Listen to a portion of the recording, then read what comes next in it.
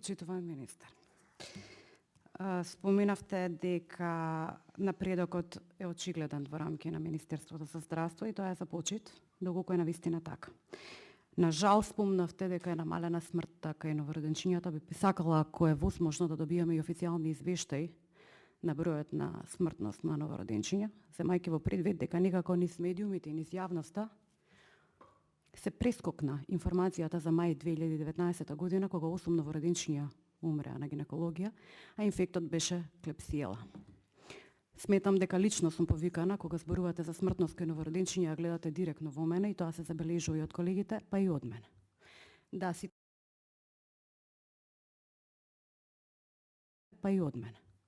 Да, сите знаеме дека имам лична причина да ја дискутирам проблематикава и вие тоа добро го знаете.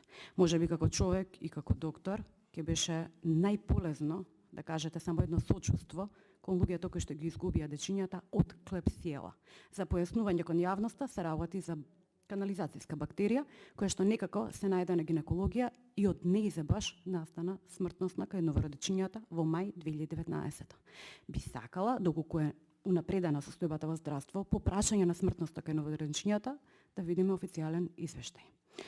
По прашање на ретки болести кои што ги спомнавте, ви благодарам многу што сте го продолжиле проектот за ретки болести, тоа е за почит.